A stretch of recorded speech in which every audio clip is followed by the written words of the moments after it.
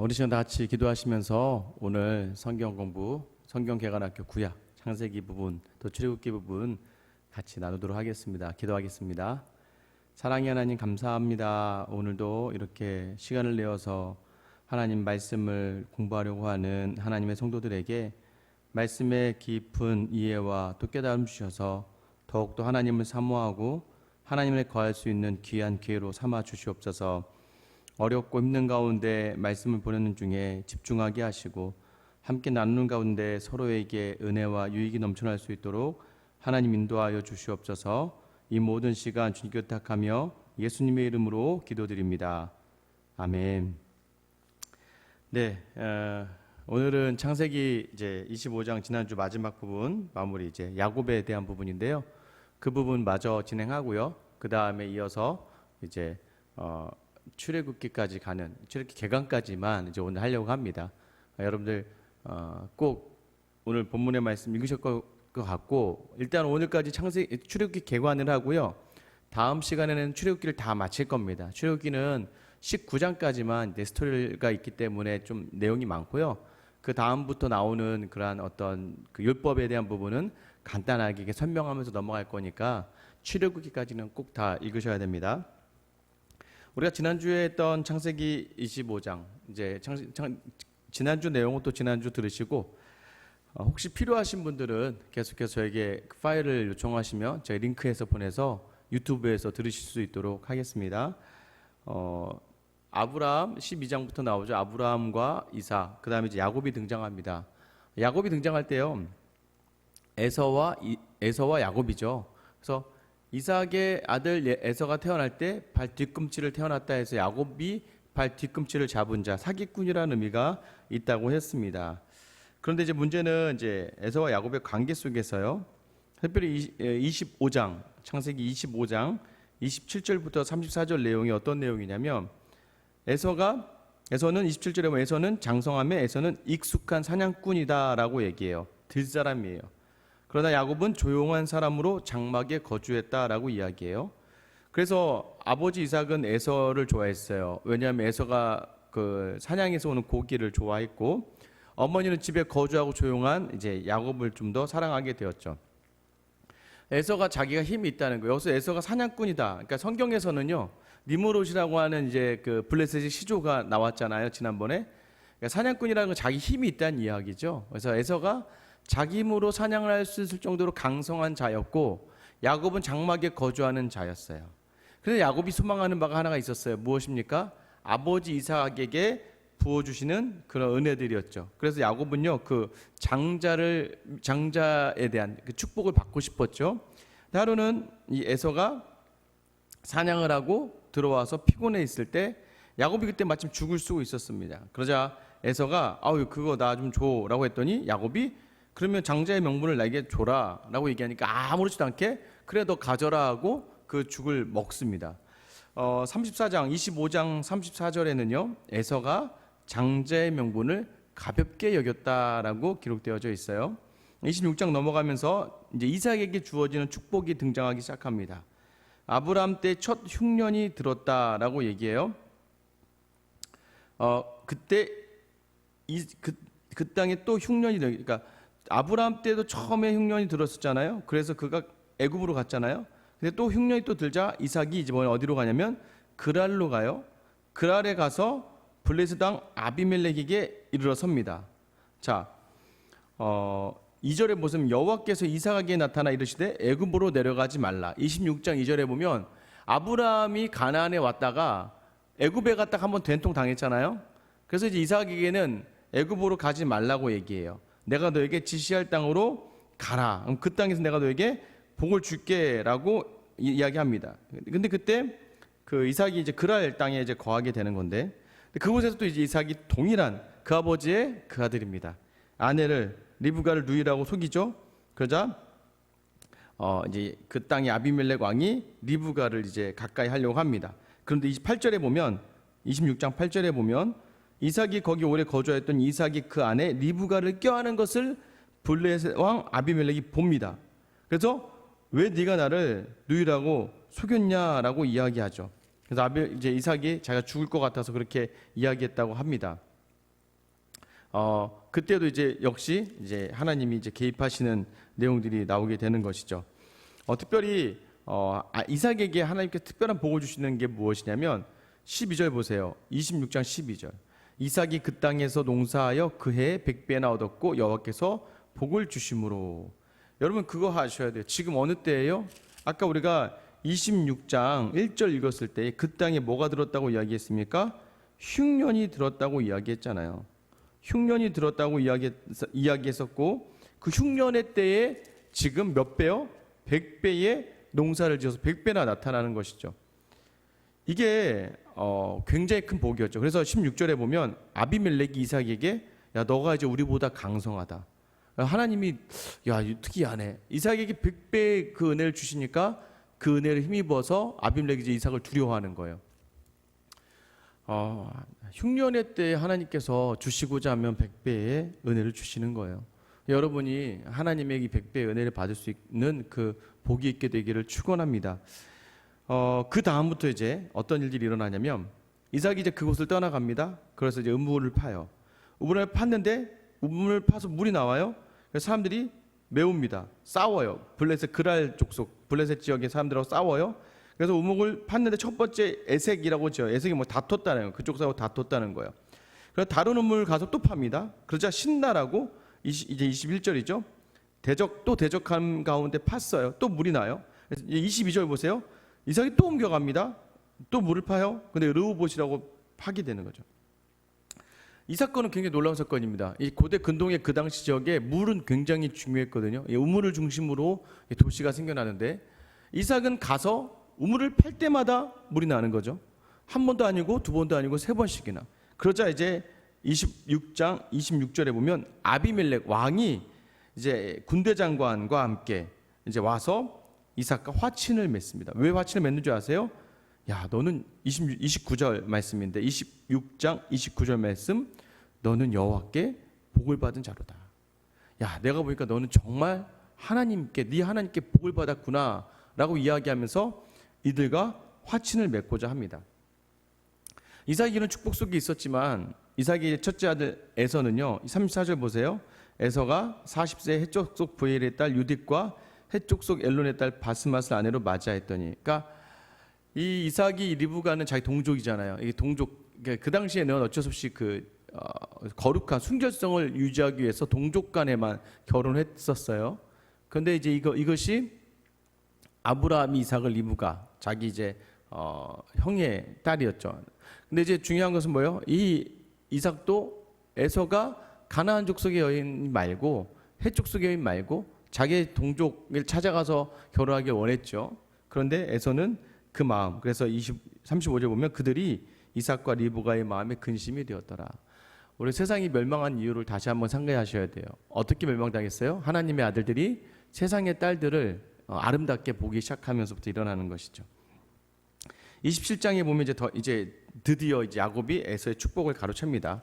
에서에게 아버지가 이제 축복하기 위해서 네가 다시 나를 위해 고기를 가지고 와라라고 이야기하죠.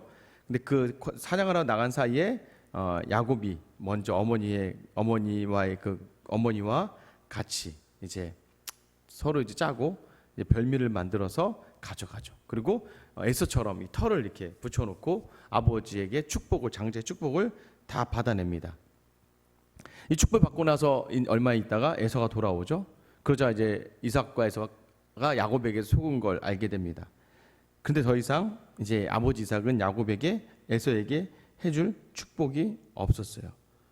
그래서 이제 에서가 어떻게 합니까? 41절에 보면 그의 아버지가 야곱에게 축복한 그 축복으로 말미암아 에서가 야곱을 미워하여 심중에 이르기를 아버지를 곡할 때가 가까웠은즉 내가 내 야곱을 죽이리라 하였더니, 자, 죽이라고 한 것을 리브가가 42절에 듣게 됩니다. 오늘 이렇게 이해하실 때 성경책을 펴고 같이 가셔야 됩니다. 그러자 이제 리브가가 야곱을 부르죠. 야곱을 불러서 자기의 고향이죠. 오빠 라반이 있는 하란으로 너가 도망하고 형의 에서의 그 분노가 풀리기까지 있으라라고 이야기하죠. 자, 이제 28장으로 넘어가면 이삭이 이제 야곱을 어쩔 수 없이 축복했으니까 거둬들일 수 없으니까 이제 야곱을 불러서 그에게 축복하고 당부하죠. 이제 너도 가서 가나안 사람 딸들 중에서 아내 맞이하지 말고 2절 말씀 보세요.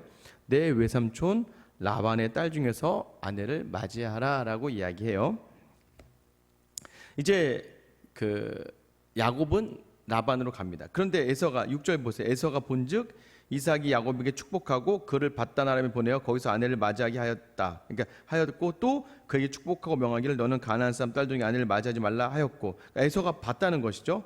그러자 그도 이제 아버지 이삭을 기쁘게 하기 위해서 누구랑 결혼하느냐? 9절 보세요. 이에 에서가 이스마엘에게 가서 그 본처들 외에 아브라함의 아들 이스마엘 딸이며 느바요의 노인 마할랏을 아내로 맞이해요. 그러니까 이제 이 에서의 머릿속엔 이스마엘도 아브라함의 후손이니까 사촌이잖아요. 큰아버지가 되는 것이죠. 큰아버지의 딸을 아내로 맞이하게 되지만 이미 늦었죠. 자, 야곱이 이제 하란을 향해서 출발합니다. 출발하고 나서 문제는 뭐예요? 출발하고 나서 이제 뭐 갈 길 없죠. 그래서 하란을 향해 가다 보니까 어디에 머물게 되냐면 28장 10절부터 내용이 베델의 내용들이 있죠. 한 곳에 가서 돌을 가져다가 베개를 삼고 누웠어요. 12절 보세요. 꿈에 본즉 사닥다리가 땅 위에 서 있는데 그 꼭대기가 하늘에 닿았고 또 본즉 하나님의 사자들이 어떻게 해요? 위에서 오르락 내리락 하고. 여러분 이제 이것을 보셔야 돼요. 그러니까 천사들이요, 내리락 오르락이 아니라 오르락 내리락 했다는 얘기는 뭐예요? 밑에 있었다는 얘기예요? 위에 있었다는 얘기예요? 밑에 있었다는 얘기죠. 밑에서 있다가 위로 올라갔다가 다시 내려갔다 이렇게 했다는 거예요. 이제 이 해석을 어떻게 얘기하냐면, 야곱이 자고 있는 모습을 본 천사들이 깜짝 놀랍니다. 왜냐하면 야곱의 자고 있는 모습이 하나님과 같기 때문에 이거 어디서 많이 본 얼굴인데 하나님 형상? 그래서 천사들이 후루룩 올라가서 보니까 하나님 형상이 다시 내려옵니다. 그리고 하나님께서 그곳에 나타나시죠. 나는 여호와니, 13절입니다. 나는 여호와니 너의 조부 아브라함이 하나님이요 이삭이 하나님이요 내가 누워있는 땅을 내가 너와 내 자손에게 주겠다. 15절에 네가 어디로 가든지 너를 지키며 너를 이끌어 이 땅에 돌아오게 할지라. 돌아오게 한다고 약속해 주세요. 그러자 야곱이 잠에서 깨서 17절에 이곳은 하나님의 집이다. 그래서 그 이름을 하나님의 집 베이엘, 베이트는 집이란 뜻이에요. 엘은 하나님이죠. 베이트엘, 하나님의 집이다라고 이야기하면서 서원을 합니다. 어떤 서원이에요? 21절에 보면 여호와께서 나의 하나님이 되실 것이고, 22절에 보면 내가 세운 이 돌이 하나님의 집이 될 것이고, 마지막 세 번째는 무엇입니까? 내가 내게 주신 것의 10분의 1을 내가 반드시 하나님께 드리겠습니다. 그러니까 11조의 서원을 이제 야곱이 하게 되는 것이죠. 자, 그렇게 해서 이제 하란에 있는 라반의 집에 가서 이제 라헬이 이제 목축을 하기 위해서 나온 걸 바라보면서 라헬을 만나게 되고, 라헬이 되게 예쁘다는 걸 알게 됩니다. 그래서 라반을 만나고 나서 라반에게 이제 가죠. 근데 결혼을 또 하러 왔으니까. 근데 라반이 뭐라고 이야기합니까?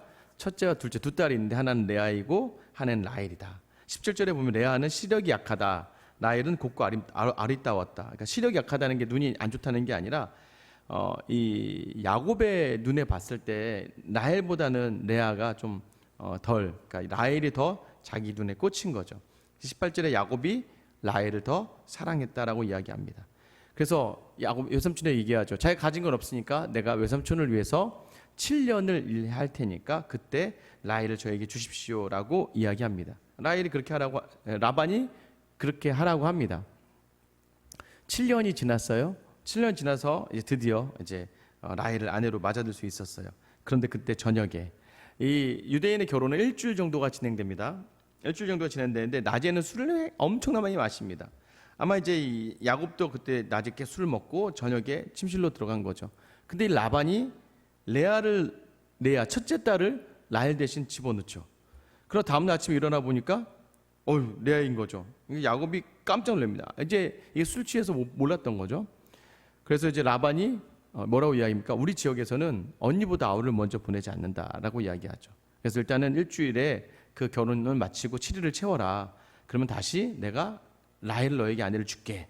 그러나서 그럼 라헬을 주는 대신 또 네가 7년을 더 일해라라고 이야기해서 이렇게 14년이 흐릅니다. 야곱의 사랑이 얼마나 위대했을까요? 여러분 29장 20절 보세요. 29장 20절 야곱이 라헬을 위하여 7년 동안 라반을 섬겼으나 그를 사랑하는 까닭에 7년을 며칠같이 여겼더라. 이렇게 돼 있잖아요. 30절 보세요. 야곱이 또한 라헬에게로 들어갔고 그가 레아보다 라헬을 더 사랑하여 다시 7년 동안 라반을 섬겼더라. 결국 사랑하면 시간이 어떻게 가는지도 모를 정도로, 그러니까 그만큼 야곱이 라헬을 사랑했다는 거. 나중에 이제 우리가 알게 되는 건, 그래서 요셉이 굉장히 이 야곱에게는 중요한 아들이 되는 것이죠. 요셉이 그렇게 될 수밖에 없는 것을 이야기하고 있습니다. 또 이후에 보면 이제 30절, 그러나 하나님의 뜻이 좀 다르죠. 여호와께서는 레아가 사랑을 받지 못함을 보시고 그의 태를 여셨어요. 그러나 라헬의 태를 닫으시죠. 그러니까 처음에 아들이 누구가 태어나요? 르우벤이에요. 르우벤, 태어나면서 이 르우벤의 이 이름의 뜻은 보라, 아들이다라는 뜻이에요.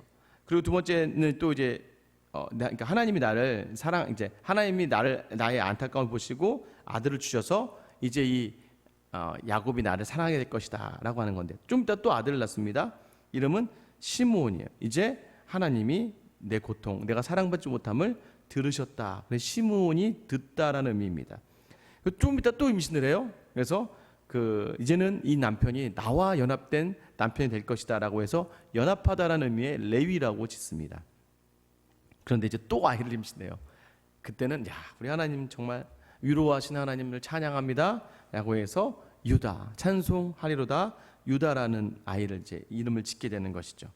라헬이 보니까 자기는 아들이 없어요. 아들 못 낳으니까 자기 여종인 빌하를 야곱에게 집어넣습니다. 그러면서 아이를 낳죠. 아이를 낳아서 이름을 뭐라고 짓습니까? 단이라고 지어요. 단의 이름의 뜻은 내 억울함을 푸셨다라고 얘기해요. 또 이 여종을 통해서 아들을 낳는데 그 아들이 납달리예요. 그러니까 라헬 입장에서는 아들 둘만 낳아도 언니에게 이겼다는 거죠. 그래서 내가 언니와 크게 경쟁하여 이겼다. 그래서 경쟁하다는 의미의 납달리를 이제 납달리다라는 이름을 짓게 됩니다. 이제 레아가 이제 자기 출산이 좀 멈췄다라고 느껴졌어요. 그래서 이제 레아도 자기 여종 실바를 야곱에게 줍니다. 그러면서 실바가 아이를 낳는데 그 이름이 뭐예요? 가시입니다. 복되다라는 의미를 가지고 있어요. 그리고 좀 이따가 또 실바가 또 아들을 낳아요. 그래서 아셀, 기쁘다라는 이름을 짓게 됩니다. 근데 어느 날 이제 밀 거둘 때 르우벤이 밖에 나가서 합판채라고 하는 것을 이제 가지고 옵니다. 합판채는 뭐냐면 어떤 식물인데요. 이게 이 뿌리가 사람의 신체의 이제 하반신과 같은 모양을 가졌다고 해요. 그래서 이제 토마토보다 좀 작은 노란색 열매인데요. 이걸 합판채라고 불렀는데 이것을 이제 임신에 좀 도움을 주는 그러한 식물이었나 봐요. 그래서 이제 라헬이 그것을 나에게 달라고 이야기하니까, 야, 레아가 어떻게 내가 너한테 그냥 주냐라고 얘기하니까, 오늘 야곱이 나에게 들어와 자야 할 날인데 내가 언니에게 양보하겠다라고 해서 그날 야곱이 레아와 동침을 합니다. 그러면서 또 이 하나님이 이제 17절에 보면 하나님이 레아의 소원을 들으셨다라고 얘기해요. 그래서 다섯째 아들을 낳는데 그가 이사갈입니다. 이사갈의 의미는 뭐예요? 값을 치렀잖아요. 합판체를 치르고 받은 아들, 이사갈이라고 합니다. 그리고 또 레아가 또 임신합니다. 그럼 스불론이라고 해서 아들을 낳아요.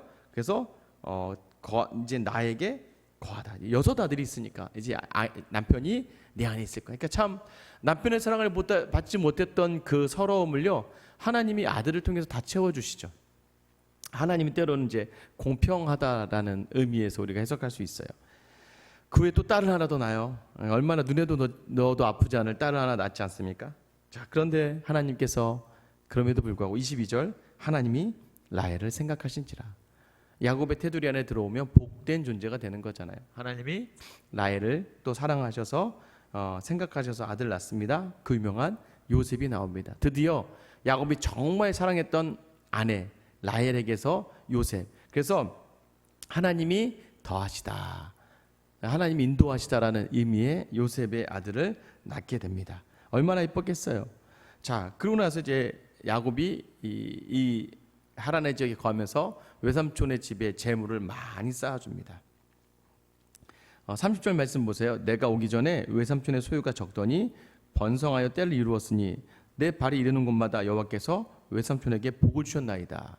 그러니까 이 아브라함으로부터 시작된 이 축복의 핵심이 뭐였어요? 내가 너를 축복하는 자에게 축복하고, 야곱이 거하는 곳이기 때문에 축복이 있는 것이죠.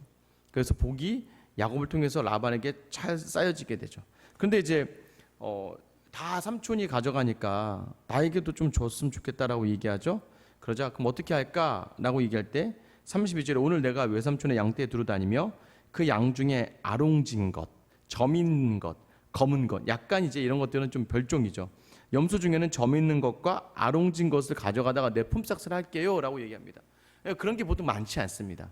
그러니까 라반도 그래, 너 고생하니까 그 정도 네가 가져라라고 했는데 놀라운 것은 37절에 야곱이 버드나무와 살구나무와 신풍나무의 푸른 가지를 가져다가 그것들의 껍질을 벗겨 흰 무늬를 내고 그 껍질 벗긴 가지를 양떼가 와서 먹는 개천의 물 구유에 세워 양떼를 향하게 하며 그떼가 물을 먹으러 올 때에 새끼를 베니 그 다음부터는 모든 게 얼룩진 것과 점 있는 것과 아롱진 것, 그러니까 약간 별종들만 나오기 시작하는 것이죠. 그러니까 결국에는 뭐예요? 이 야곱의 그 소유가 굉장히 많게 돼요. 그러면 이제 31장으로 넘어가면 라반이 보니까 2절에 야곱이 라반의 안색을 본즉 자기에게 대하여 전과 같지 아니하더라. 이 라반이 보니까 전과 같지 않은 거 자기를 바라보는 것이 야곱이 이제 떠날 때가 됐구나. 그래서 아내들 불러 모읍니다. 그럼 7절 말씀 보세요. 그대들의 아버지가 나를 속여 품삯을 몇 번이나 10번이나 변경하였느니라. 이 10번은요 그냥 아주 많이 야 이젠 충분히 나를 속일 만큼 나를 번복하면서 나의 것을 착복해 갔다라고 이야기. 이제 내가 떠날 것이다라고 이야기하죠. 그때 이제 잠을 자려고 하는데 하나님께서 꿈에 나타나십니다. 다시 돌아가라라고 이야기하면서 확신을 주시죠. 또 라헬과 레아도 뭐라고 얘기해요? 14절에 라헬과 레아가 그에게 대답하여 이르되 우리가 우리 아버지 집에서 무슨 분깃이나 유산이 있으리요? 아버지가 우리를 팔고 우리의 돈을 다 먹어버렸으니 아버지가 우리를 외국인처럼 여기는 것이 아닌가. 그래서 16절에 하나님이 우리 아버지에게서 취하여 가신 재물은 우리와 우리 자식의 것이니 이제 하나님이 당신에게 이르신 일을 다 준행하라. 그러니까 아내들이 야곱의 뜻을 따르기로 합니다. 그러면서 나오는데 라헬이 문제를 하나 일으킵니다. 무엇이냐면 아버지의 드라빔을 훔쳐요. 이 드라빔이라는 게 뭐냐면 그러니까 드라빔의 의미는 수호신이라는 거죠. 이것은 이제 말 그대로 이제 집안에 모시는 이제 우상신 같은 거예요. 그러니까 이걸 두고 있어야 뭔가 마음이 편한 거, 신처럼 모시는 건데 이걸 가지고 그 복이 자기에게 온다고 생각하고 라헬이 그 드라빔을 훔쳐가지고 이제 가죠. 그러다가 이제 그 라반이 알게 되죠. 뭐냐면 이 야곱이 도망간 것을 알게 됩니다. 쫓아갑니다. 쭉 쫓아가다가 이제 내일이면 이제 그 야곱을 이제 잡게 되는 그 찰나가 다가오게 됩니다. 근데 문제는 무엇입니까? 하나님께서 꿈속에 나타나셔서 라반에게 두려움을 주세요. 24절 보세요. 밤에 하나님이 아람 사람 라반에게 현몽하여 이르되 너는 삼가 야곱에게 선악간에 말하지 말라 하셨더라. 이제 라반이 원래 죽이려고까지 생각했었는데 하나님이 막으시는 거죠. 다음날 가서 야, 너 내가 축복해서 보낼 수 있는데 어떻게 도망가냐. 그런데 문제는 누가 내 드라빔을 훔쳐갔다. 그래서 야곱이 우리 중에 만약 그 드라빔이 나오면 내가 그 책임을 감당하겠습니다라고 이야기하죠. 근데 그게 누가 가져간 거예요? 자기가 가장 사랑하는 아내 라헬이 가져갔잖아요. 아내가 라헬이 그것을 이렇게 낙타 안장에다가 넣고 자기 귀에 앉습니다. 그리고 일어나야 되는데 제가 이제 생리 중이라서 일어나지 못한다고 아버지에게 얘기하고 결국에는 찾지 못하죠. 그러자 야곱이 화를 냅니다. 36절 야곱이 노하여 라반을 책망하세 야곱이 라반에게 대하여 이르되 내 허물이 무엇입니까? 무슨 죄가 있기에 외삼촌께서 내 뒤를 급히 추격하나이까? 라고 이야기하죠. 그리고 38절 내가 20년을 외삼촌과 함께 하였거니와 20년 동안을 그렇게 싹쓸 한 거죠. 41절 내가 외삼촌의 집에 있는 20년 동안 외삼촌의 두 딸을 위하여 14년 외삼촌의 양떼를 위하여 6년을 외삼촌께 봉사하였거니와 외삼촌께서 내 품삯을 10번이나 바꾸셨으며 42절 우리 아버지 하나님 아브라함의 하나님 곧 이삭이 경외하는 이가 나와 함께 계시지 아니하였더라면 외삼촌께서 이제 나를 빈손으로 돌려보내셨으리라마는 하나님이 내 고난과 내 손의 수고를 보시고 어젯밤에 외삼촌을 책명하셨나이다 라고 이야기하죠. 야곱에게도 동일하게 이것이 알게 되는 것이죠. 이제 라반이 두렵습니다. 그래서 라반이 야 우리 이제 우리 서로 언약을 맺자 해서 40절 라반이 이 돌을 쌓고 기둥을 쌓고 이것을 여갈 사두다라고 이야기합니다. 이 증거를 찾자. 야곱은 그래서 이제 갈르에 이것도 증거 똑같은 의미입니다. 왜 어떤 이 증거의 핵심이 뭐냐면 49절 또 미스바라고 불리는 이 지역에서 이는 그의 말에 우리가 서로 떠나 있을 때에 여호와께서 너와 나 사이를 살피시옵소서. 결국은 드라빔도 잊어버린 상황이잖아요. 자기네 집의 수호신을 잊어버린 상황이다 보니까 이 야곱이 믿는 하나님이 우리를 살펴달라는 의미에서 하나님의 이름을 이렇게 도용해서 가져오는 거죠. 왜 보니까 이 야곱의 하나님은 저 멀리 가나안에서부터 왔는데 그 당시 신들은 지역 신이잖아요.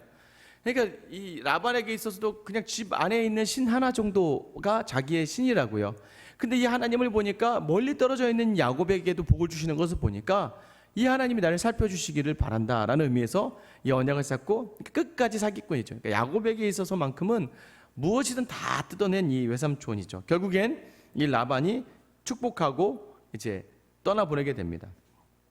돌아오는 이제 야곱의 길 중에 야곱이 이제 하나님의 군대를 이제 만나게 되는데 마하나임이다라고 이야기합니다. 문제는 이제 야곱이 야복강 앞에 서서 두려움이 있죠. 왜요? 형 에서를 만나야 되니까. 중요한 건 이제 6절에 보면 사자들이 야곱에게 돌아 이르되 우리가 주인의 형 에서에게 이른즉 그가 400명을 거느리고 주인을 만나려고 오더이다. 7절 야곱이 심히 두렵고 답답하여 자기와 함께한 동행자와 양과 소와 낙타를 두 떼로 나누고 이르되 에서가 와서 한 떼를 치면 남은 떼는 피하리라. 그러니까 끝까지 머리 굴리는 야곱을 우리가 볼 수 있어요. 그리고 나서 이제 그 야복강가에서 자기 나머지 떼를 다 내보내고 자기는 그 강가에 있죠. 그러다 하나님을 만나게 됩니다. 하나님을 만나서 24절 야곱은 홀로 남았더니 어떤 사람이 날이 새도록 야곱과 씨름하다가 자기가 야곱을 이기지 못함을 보고 여러분이 하나님과 싸우는데 야곱이 앉으려고 그러는 거죠. 그러자 하나님께서 야곱의 허벅지 관절을 치시죠. 그때부터 야곱이 절뚝절뚝거리기 시작합니다. 그러자 야곱이 끝까지 붙잡죠. 내게 축복하지 않으면 내가 못 보내드립니다. 그러자 그가 묻죠. 네 이름이 무엇이냐? 28절 그가 이르되 내 이름은 다시는 야곱이라 부를 것이 아니요 이스라엘이라 부를 것이니 네가 하나님과 및 사람들과 겨루어 이겼음이야.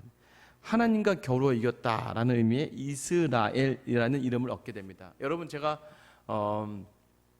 아브라함과 그 사라의 이름을 바꾸는 그 계명에 대한 그런 이야기들을 했었죠. 그만큼 이제 이 야곱의 인생을 하나님이 내가 너에겐 져주겠다는 거예요. 하나님은 져주시는 하나님이세요. 그래서 네가 이겼다. 우리 삶 속에서도요. 우리 마음대로 하지 않습니까?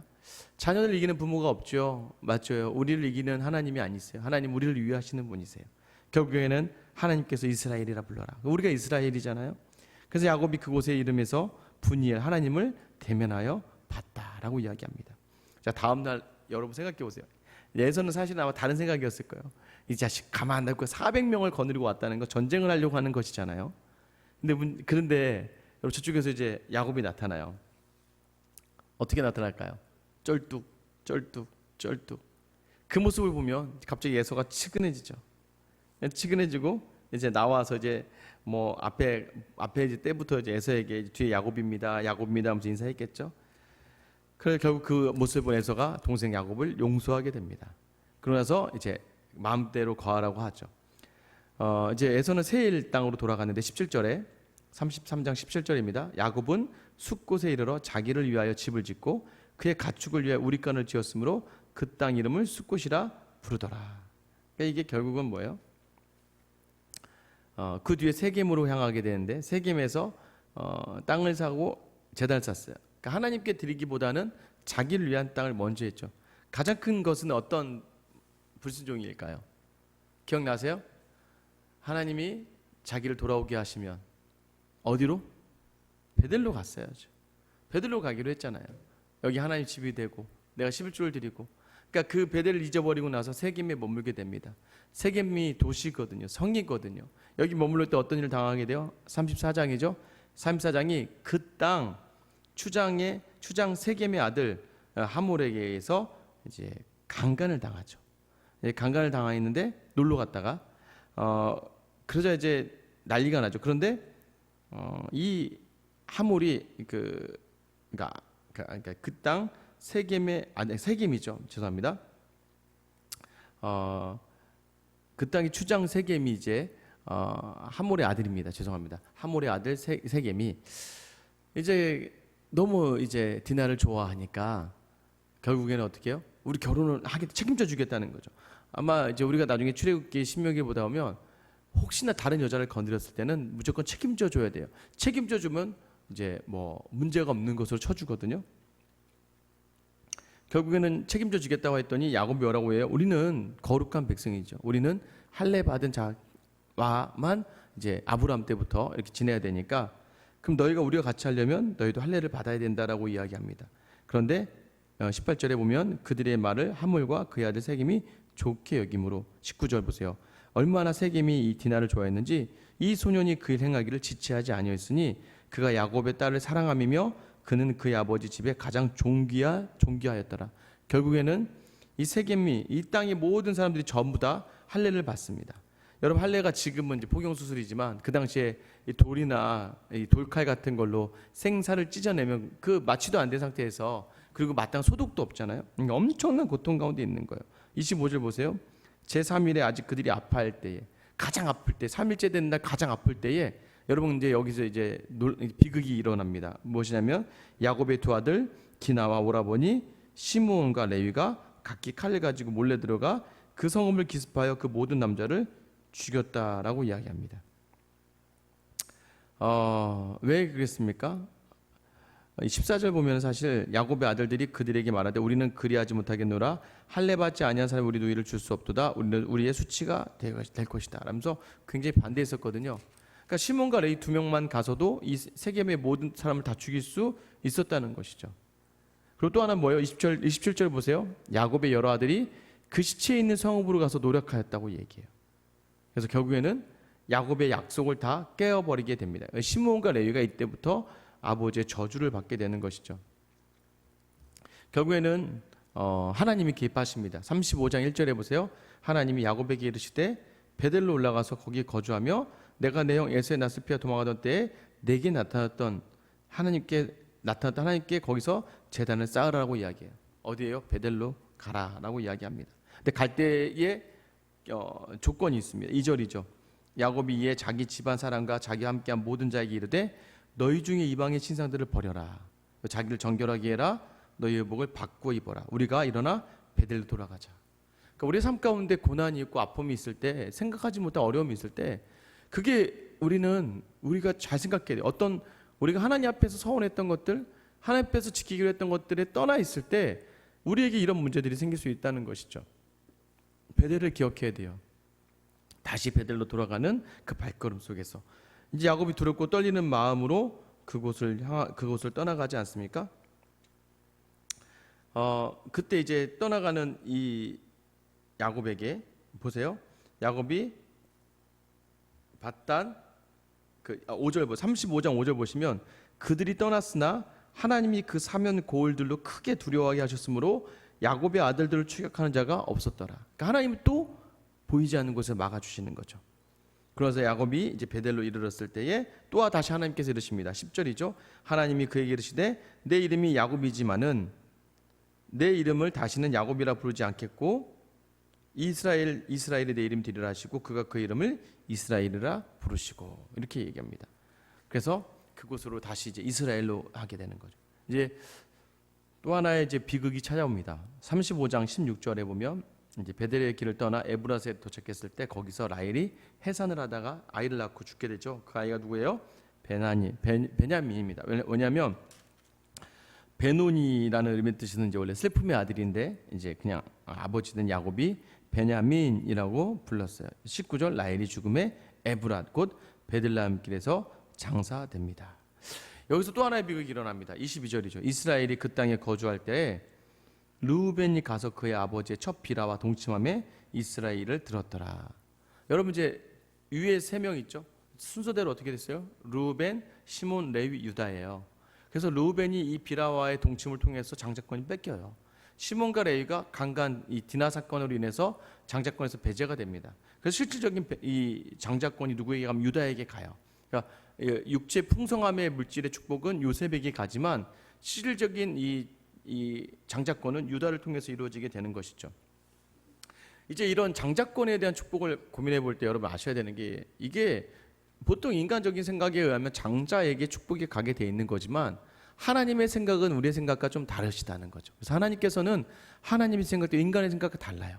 그래서 에서 대신에 야곱을 택하셨고 또 르우벤 대신에 유다를 택하시고 또 이어가서 요셉에게 축복할 때도요. 므낫세가 형인데 므낫세와 에브라임을 놓고 있을 때 므낫세가 오른쪽에 있으면 오른쪽에 손을 얹고 왼쪽에 에브라임에게 손을 얹어야 되는데 야곱이 나중에 축복할 때 엇갈려서 합니다. 이건 뭐예요? 야곱 자신도 에서가 받아야 될 축복을 하나님의 뜻은 우리랑 다르다라는 것을 알게 하시려고 하는 것이죠. 하나님의 결정은 우리의 생각과 너무 다르다는 것이죠. 자, 이어서 이제 야곱의 아들들이 등장하고 이삭이 35장 28절에 보면 이삭이 180세에 죽게 됩니다. 36장은요 이제 에서의 족보가 나와요. 그 다음에 그 에서의 족보가 세일의 자손이 되고 에돔이라고 하는 나라가 돼요. 그러니까 결국 이 에서도 큰 민족을 이루게 되었다라는 것을 이야기합니다. 그러나 결국 에돔 족속은요 계속해서 이스라엘과 반목하게 되는 그러한 자리에 서게 되죠. 다윗의 때에는 점령을 당하기도 하고 그 위에 계속해서 이스라엘을 공격하기도 하고 바벨론으로부터 유다가 침략당할 때 에서의 자손들이 이스라엘 사람들 굉장히 힘들게 해서 저주를 받게 되기도 합니다. 37장 드디어 이제 등장하는 사람이 있습니다. 누가 등장할까요? 이제 2절 보세요. 37장 2절 야곱이 족보는 이러하니라 요셉이 17세의 소년으로서 자 17살의 해예요. 알죠 다 이제 교회 안 다니는 사람도 압니다. 요셉이 야곱의 특별한 사랑을 받았어요. 특별한 사랑의 핵심이 뭐예요? 3절에 보면 그를 위하여 채색옷을 지어 입혀. 이 채색옷은요 당시 고대 근동에서 왕의 아들들 그러니까 왕족 또는 귀족만 입었던 옷들인데 이 일반 족장인 이 야곱이 얼마나 요셉을 사랑했던지 요셉에게 채색옷을 입혔다는 거예요. 그리고 이게 더 이제 요셉이 하나의 더 이제 형들의 미워함을 받게 되는데 이것으로만도 미운데 꿈을 꿉니다. 꿈을 꾸는데요. 어떤 꿈이에요? 7절 보세요. 37장 7절. 우리가 밭에서 곡식단을 묶었더니 내 거의 단은 일어나고 당신들의 단이 내 단을 둘러서 절했다. 그 형들의 단이 내 단에게 절했다는 것이죠. 근데 9절에 또 그가 꿈을 꾸는데 11별이 나에게 절을 하는데 해와 달도 절을 했다는 얘기예요. 결국 어머니와 아버지 11 형제들이 다 나한테 절했다. 그러니까 이것에 대해서 11절에 그의 형들은 시기하되 그의 아버지는 그 말을 간직해 두었더라라고 생각하죠. 이렇게 다룹니다. 그러다가 이제 세겜이 또 문제가 됐지만 37장 12절에 세겜에 가서 아버지 양떼를 치고 있을 때 야곱이 요셉에게 이제 형들이 잘 있는지 보고 와라 내게 말해라. 이게 사실은 요셉이 이제 고자질쟁이였어요. 요셉의 삶도요 참 그 아버지와 형들 사이에서 꼬인 인생이 되는 것이죠. 그러자 그가 형들에게 가니까 19절 보세요. 서로 이르되 꿈꾸는 자가 오는도다. 이거 좋은 얘기 아닙니다. 저 완전 재수없는 애 온다. 이 말의 의미인데 꿈꾸는 자가 오는 거죠. 자 죽이자. 그를 죽여 한 구덩이에 넣고 악한 짐승이 잡아먹었다고 하자라고 형들이 막 이렇게 꿈입니다. 그러자 21절에 장자인 르우벤이 요셉을 그들의 손에서 구원하려고 우리가 생명은 해치지 말자. 그래서 그냥 구덩이에 던지고 우리가 죽이지 말자라고 하고 나중에 자기가 구해줄 생각을 합니다. 구덩이에 넣고 요셉의 옷을 벗겨서 이제 그것을 찢고 이제 피를 묻히죠. 근데 그때 가만히 있다 유다가 이렇게 얘기하죠. 유다가 자기 형제에게 이르되 우리가 우리 동생을 죽이고 그 피를 덮어둔들 무슨 유익이 있겠냐. 우리가 죽여서 뭐하냐. 그냥 이 말에 이제 형제들이 반응을 합니다. 그리고 사람들 팔자. 그래서 이 유다의 제안으로 인해서 미디안 상인들에게 팔려가게 됩니다. 그때 르우벤이 자리에 없었나 봐요. 르우벤 29절에 돌아왔는데 요셉이 없었죠. 아이가 없다. 나는 어떻게 할까? 그래도 이제 첫째의 마음이죠. 결국 이제 그들이 요셉의 옷을 가져다가 순념소 하나 죽여서 피를 적시고 와서 야곱에게 요셉이 죽었다고 이야기하죠. 그러자 요셉이 이제 야곱이 너무나 힘들어합니다. 36절 보세요. 그 미디안 사람들은 그를 애굽에서 바로의 신하 친위대장 보디발에게 팔았더라. 몇 살 때려? 17살 때 팝니다. 그러고 나서 이제 요셉이 이야기가 나와야 되는데 여러분 38장에 유다의 이야기가 등장하는 거예요. 이거 굉장히 어려운 부분이지만 꼭 알아야 되는 거죠. 이 이야기는 이렇습니다. 유다가요 누구랑 친하게 지내는지가 중요해요. 1절에 보면 아둘람 사람 히라와 가까이 하게 돼요. 그러니까 그 가나안 지방의 사람과 잘 지내게 되다 보니까 이제 가나안 사람 여인을 얻게 됩니다. 그래서 그 딸을 수아라고 하는 딸을 이제 유다가 가나안 여자 수아랑 결혼해요. 여기서부터 잘못된 거죠. 그러고 나서 아들을 낳았어요. 엘, 오난, 셀라 이 세 명의 아들을 이제 낳게 되는 거예요. 근데 이제 그가 장자 엘을 위해서 다말이라고 하는 여인을 며느리로 취합니다. 근데 이제 7절에 보면 어떤 유대인 장자인 엘이 하나님 보시기에 악해서 하나님 그를 죽였어요. 그러자 둘째인 오난에게 이 다말이 갑니다. 이 형사 취수제도라고 해서요. 고대 근동에서 형이 죽으면 동생 형수를 책임져주고 형의 아들을 낳아줘야 돼. 그래야 형수가 살아갈 수 있고 형의 족보를 이어줘야 되거든요. 그런데 오난이 어떻게 합니까? 오난이 땅에 그냥 설정을 해버립니다. 그러니까 관계를 제대로 맺지 않고, 왜냐하면 이거 다 자기 거가 아니잖아요. 형 거잖아요. 그러니까 그게 싫어서 땅에다가 설정을, 이걸 이제 우리가 이렇게 오나니즘이라 해서 이제 자위의 형태, 그러니까 땅에 설정하는 형태를 이제 이 오난이 처음 바라면서 이것을 악하게 보자 하나님 그것도 죽여버려요. 유다가 이제 겁을 먹습니다. 아, 저 여자 이거 들어오더니 우리 집 망하겠다 싶어서 셋째 아들 셀라가 있는데 그를 이제 다말에게 주지 않고, 얘가 이제 어리니까 너 일단 친정에 가 있어라라고 하고 친정에 보내고, 아무리 시간이라도 이 다말을 이제 데려오지 않는 거죠. 근데 12절에 보시면 얼마 후에 유다의 아내 수아의 딸이 죽었어요. 이제 유다가 아내가 없습니다. 이제 그가 이제 위로를 받은 후에 친구, 또 아까 나오죠. 아둘람 사람 히라와 함께 딥나로 올라갑니다. 여러분, 딥나로 올라갔다는 것 중요한 게 뭐냐면 양털을 깎는 자에게 이르렀더라. 여기서 이제 양털을 깎다라는 표현이 뭐냐면 이 딥나라는 곳이요, 약간 이제 그 제사를 지내던 이런 지역입니다. 그러니까 이제 외부인과 어울리다 보니까 제사, 그리고 딥나에 일어났던 그 제사 형태는 뭐냐면 그 성문 곁에 있는 신녀들하고 잠자리를 자는 거예요. 그러니까 이제 이해가 되시죠? 다말이 어떻게 이제 다말이 그 자리를 가게 되냐면, 아버지 유다가 시아버지 자꾸 셀라 자기 주지 않으니까 자기의 족보를 이어가려고, 이제 형사 취수제도에 뭐가 있냐면 형제들을 통해서 아이를 못 낳으면 시아버지와의 관계를 통해서 그 족보를 이어가게 또 되는 그러한 데까지가 그게 있어요. 다말이 이제 어떻게든 그 족보를 이어가려고 자기가 속이고 에나임 곁에 앉아서 있죠. 그래서 이제 그 유다가 창녀인 줄 알고 이 다말과 잠자리를 자면서 자죠. 그러자 이제 그가 염소 새끼 줄까 했더니 지금 없으니까 단범을 달라고 해서 그 유다가 가지고 있던 도장과 끈과 지팡이를 주고 갑니다.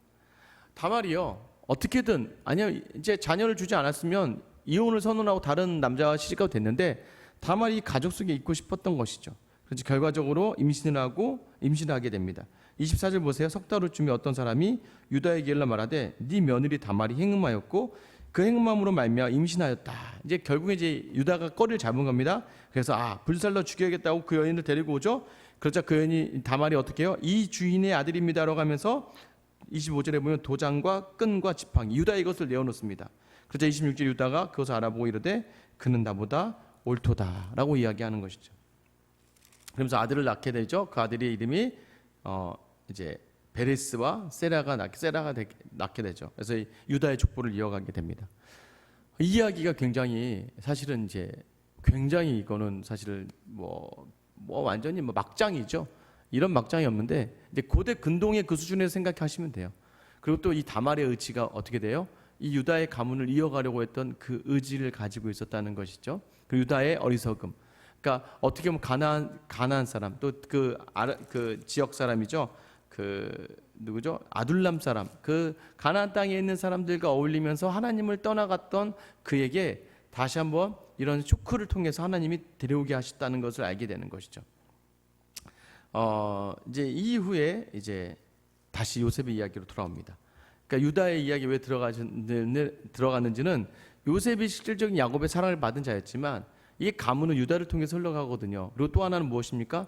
유다가 이렇게 깨달음을 하고 다시 돌아와서 이 야곱의 가문, 이스라엘 가문의 중재자 역할을 감당해내죠. 우리 중보기도라는 말 있죠. 예수님만 하실 수 있는 기도예요.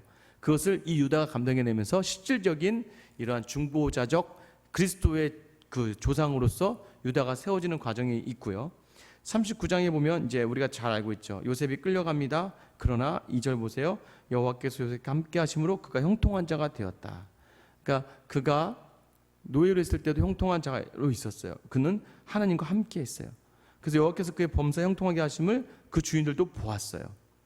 4절 보세요. 요셉이 그의 주인에게 은혜를 입어 섬김에 그가 요셉을 가정 총무로 삼고 자기 소유를 다 그의 손에 위탁했다고 이야기합니다. 모든 소유물을 그에게 관장하게 했어요. 이제 문제가 발생합니다. 누굽니까?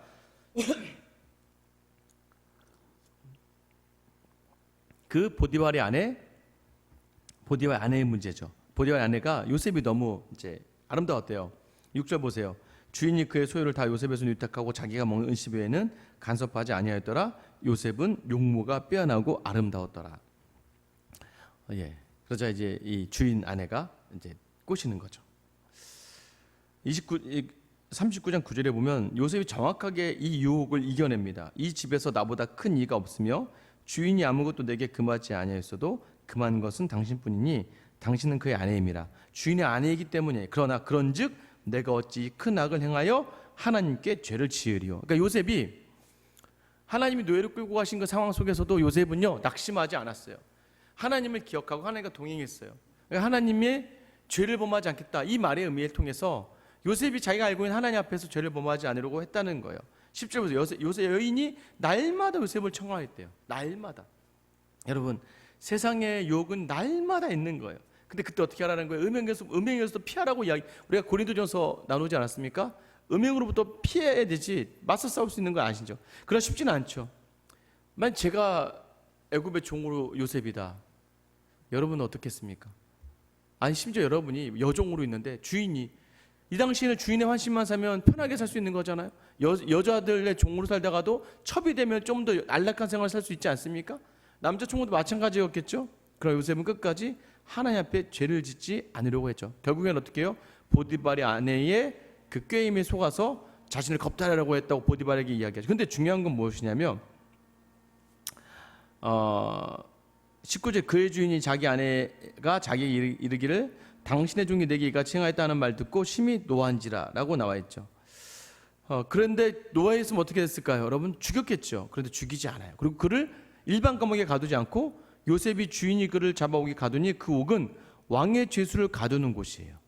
그러니까 결국은요, 그러니까 왕의 죄수를 가두는 이 애굽의 그 감옥은요 일반 죄수를 가두는 것과 좀 달랐습니다. 왜냐하면 왕의 죄수들이기 때문에 정치범들이 많았거든요. 그러니까 이 정치범 중에서는 다시 복원될 사람들도 있었어요. 그러니까 보이기식의 처벌을 주는 경우도 있었고 오해가 있는 소지들. 그러니까 왕이 특별하게 좀 여유 있게 두는 그런 왕의 감옥이었어요. 그러니까 요셉을 그곳에 두었다는 얘기는 이 보디발이 노였지만 요셉을 알고 있었고 또 자기 아내를 몰랐겠습니까? 어쨌든 요셉의 정직함을 알고 있었던 이 보디발이 요셉을 자기 감옥에 두게 되는 것이죠. 중요한 건 21절 보세요. 여호와께서 요셉과 함께 하시고, 하나님이 늘 요셉과 함께 하셨어요. 그에게 인자를 더하사 간수장에게 은혜를 받게 하셨어요. 그래서 간수장도 옥중의 죄수를 다 요셉의 손에 맡겼어요. 여러분, 이 말이 굉장히 중요합니다. 왜 중요한 줄 아세요? 지금 정치범들이 이 안에 있게 되는, 우리 요셉 이야기 다 알잖아요. 요셉은 왜 왕이 총리가 돼서 애굽을 그렇게 통치를 잘할 수 있었을까요? 애굽의 바로가 나의 아버지라고 할 정도로 요셉은 굉장한 통치를 잘했습니다. 통치를 잘한 게 비단 꿈을 해석한 거 하나만으로도 될까요? 아니에요. 우리가 그저 하나님 그저 능력 주시고 그저 그냥 일을 열어주시는 게 아니에요. 요셉이 이 감옥에 왕의 죄수로 얼마나 오랬겠습니까? 노예로 있었지만 총무가 됐어요. 총무가 된 상태에서 억울하게 감옥에 갔어요. 이젠 죄수가 됐어요.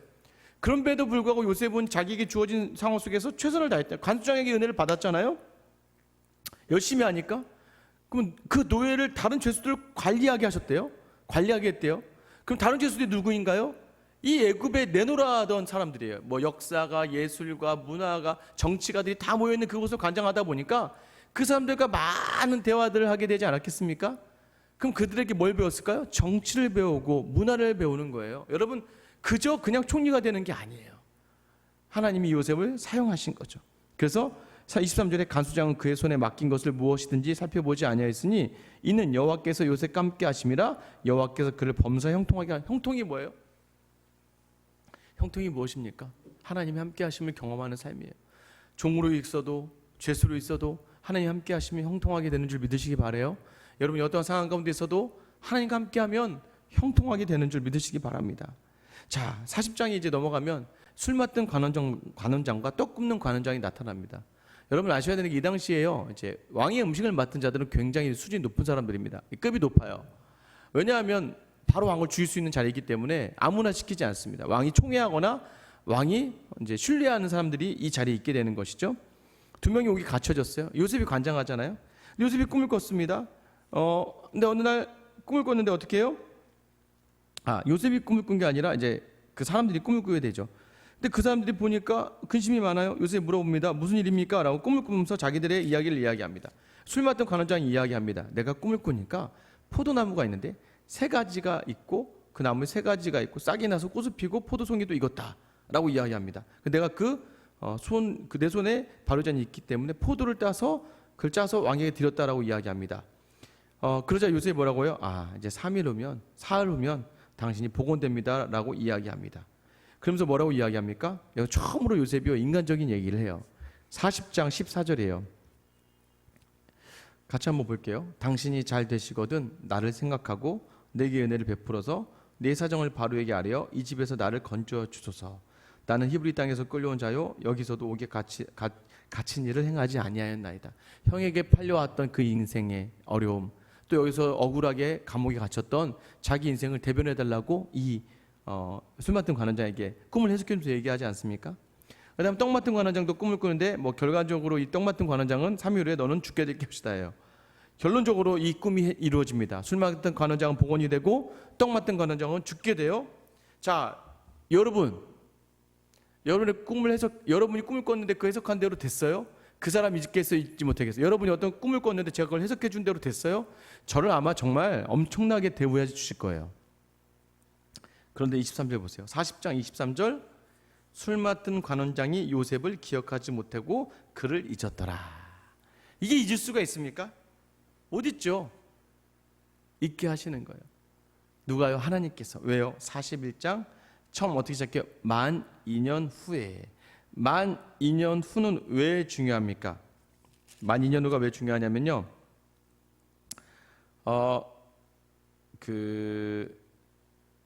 어디죠? 요셉의 나이가 나옵니다. 41장 46절 요셉이 애굽왕 바로 앞에 설 때에 30세라. 그가 바로 앞을 떠나 애굽에 온 땅을 수천하니. 여러분 아셔야 돼요. 애굽에서 관직에 오를 수 있는 나이는 30살부터였습니다. 30살.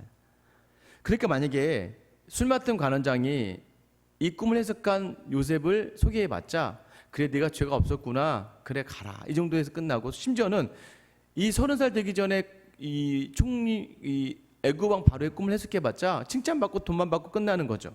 근데 중요한 건 뭐예요? 30살부터 관직에 오를 수 있는 나이가 된 거예요. 2년 동안 하나님이 기억하지 못하게 하셨다.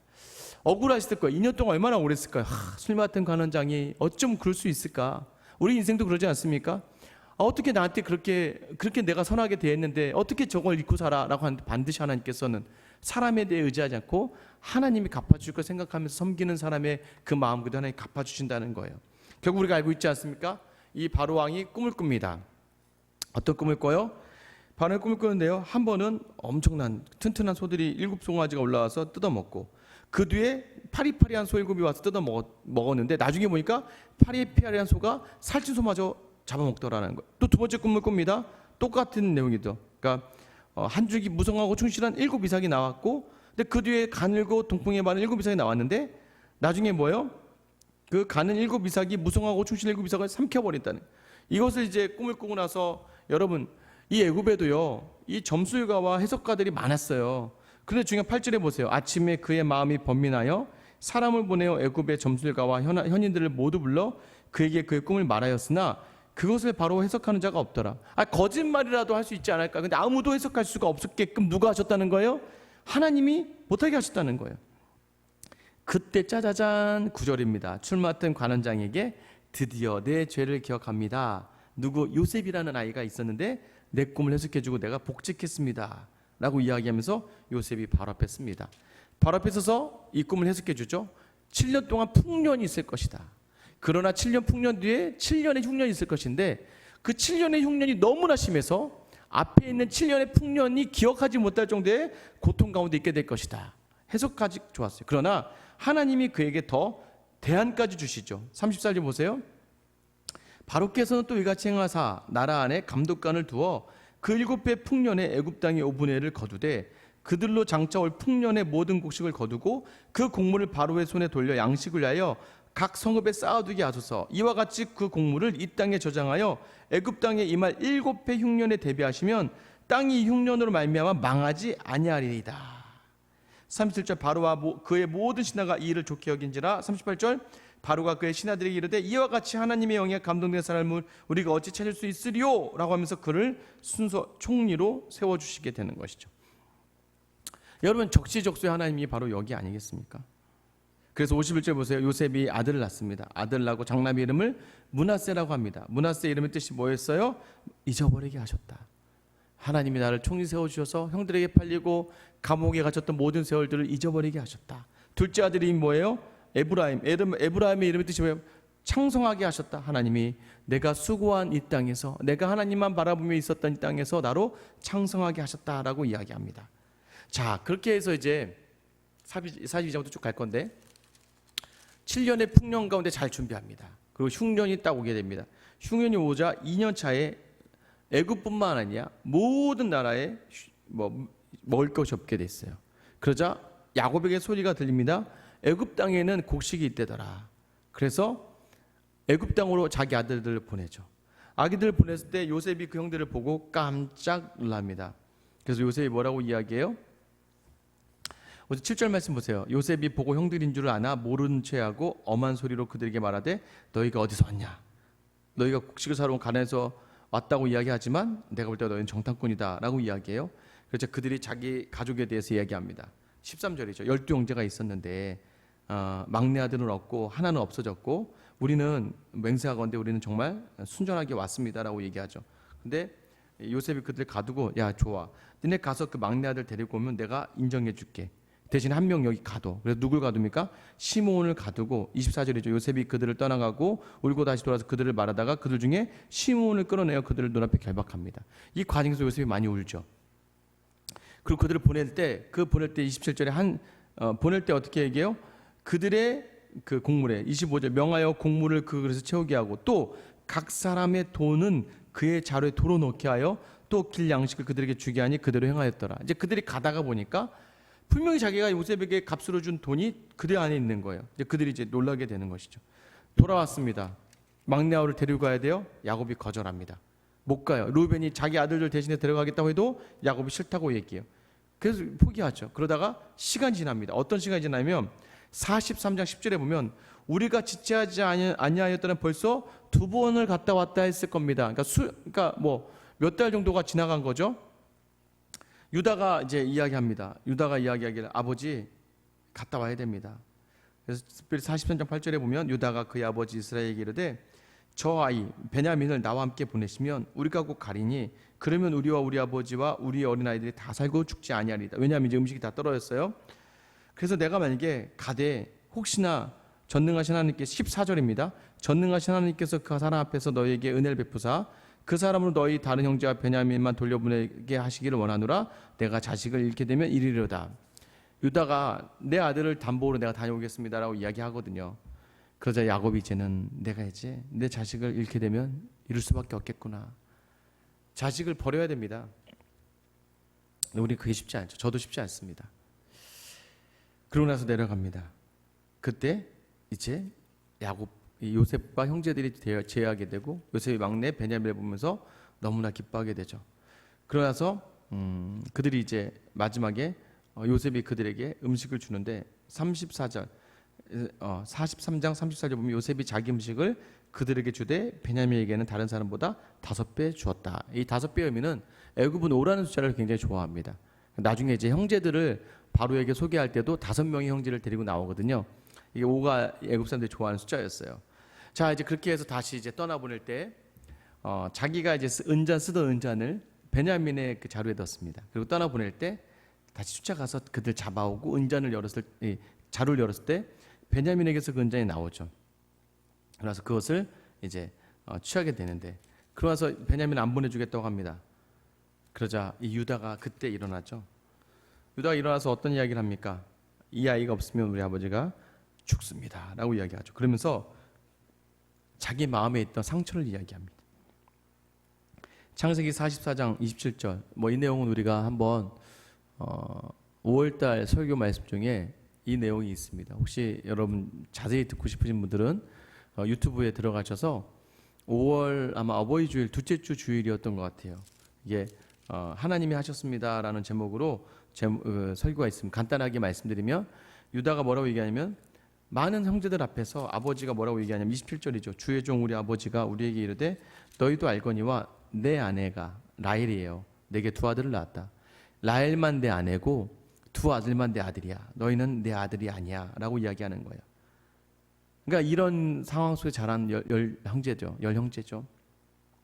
그런데 그런 속에서도 유다는 지금 이 베냐민마저 잃으면 우리가 어떻게 할 수가 없습니다 라고 이야기하면서 이제 이 이야기를 하는 거죠.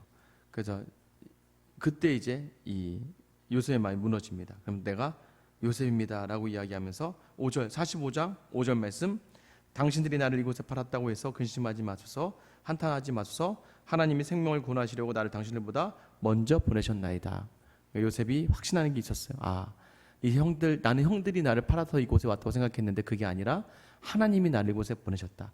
형들도 나를 팔아야 될 그런 상처와 고통이 있었구나.